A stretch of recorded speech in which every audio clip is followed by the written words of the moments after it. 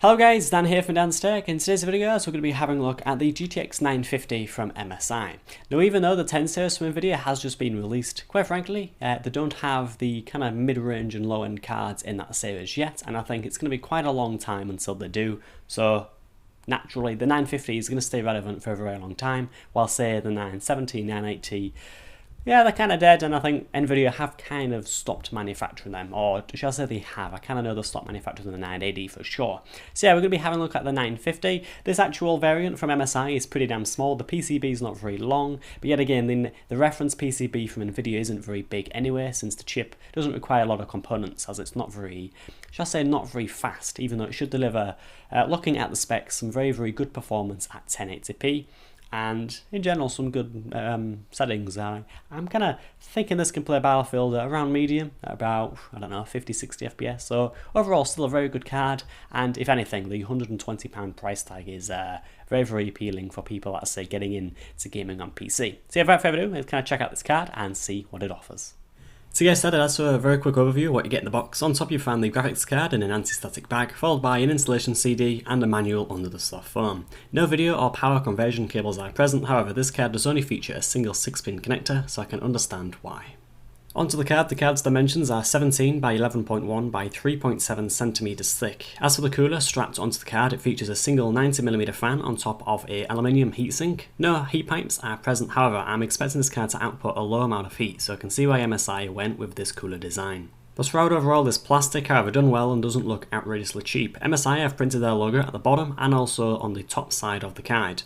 As for power requirements of the card, it features a single 6-pin connector on top. MSI do recommend a minimum of a 350 watt power supply, with the card being rated at 90 watts. This card does also support 2-way SLI, although I would only recommend this if you have already owned a single 950 for some time. The i9 380 or GTX 960 would be my recommendation if you have a high amount of money to spend on a graphics card.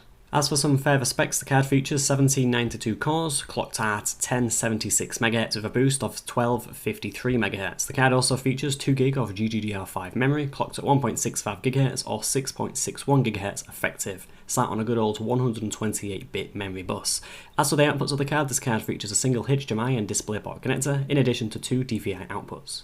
Anyhow, I think it's about time we install the card and get playing some video games to see how it performs. As mentioned, I'm going to be doing some live benchmarking again with the card on my test rig with an i7 4790K and 16GB of memory, running games at the standard resolution of good old 1080p. First up, jumping into Battlefield 4 with the high preset set, this card looks to be doing very well, drawing about 75 to 90 FPS. Very respectable for a card of this price, and personally was quite impressed. Switching the graphic settings to Ultra, we of course see a decrease in frames, however it seems to hover between 55 and 65 FPS, which is indeed still very playable, again passing my expectations for sure. Moving on to a more demanding title, Fallout 4. Running the game at medium settings first, the card seems to be doing pretty well again, sticking very close to the 60 FPS lock that this game currently has, as you can see in the gameplay. Backing out of the game and launching it up again with the high settings set, this card does start to struggle and dips quite a bit into the 40s. The average FPS seems to be around 40 to 50 frames per second. I would personally recommend medium settings when playing Fallout 4, however this is definitely personal preference. Next up we have GTA 5, which I believe is a very well optimised game with tons of graphic settings. First up we have all the settings set to high settings with FXAA turned on with 8 times anisotropic filtering set. On average the 950 looks to be giving us between 60 and 70 FPS. Now keeping it at high settings but changing the anti-aliasing settings from FXAA to 2 times MSAA and switching up the anisotropic filtering setting from 8x to 16x, the performance decreases, of course, to around 50 to 60 FPS, around a 10 FPS drop overall. And finally, changing all the settings from high to very high and keeping the MSAA and AF settings the same, the game does indeed look a lot better, however the card is now giving us on average between 40 to 45 FPS. Finally onto Killing Floor 2 with the Ultra preset set, the 950 flies away with itself averaging around 70 FPS. Very impressive, although Killing Floor 2 isn't exactly the most demanding title in the world, despite it looking pretty damn good.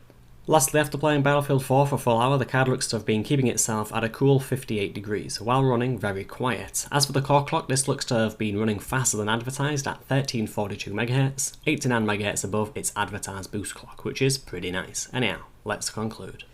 So guys, that was it. That was my review of the 950 live benchmarking over. Now, in general, at 1080p, this card does perform pretty damn well. Now, yeah, you're not going to be playing games like Battlefield 4 Ultra, but I think at medium and high settings, it's a very, very good card, and it does do well. When you consider the price of £125, this card is really, really solid, and it should not be overlooked at all. Anyway, guys, yeah, without further ado, I would recommend this card. It does perform very, very well, and I think for the price, it is really, really good. You're getting a lot of value here. Yeah, a lot of value. It is a very good card for the money that it's currently at, and that, if anything, is brilliant. So yeah, I would recommend this MSI variant of the 950, and in general, kind of any of the 950s. Anyway, thank you very much for watching, and yeah, I'll see you guys in the next video. Goodbye.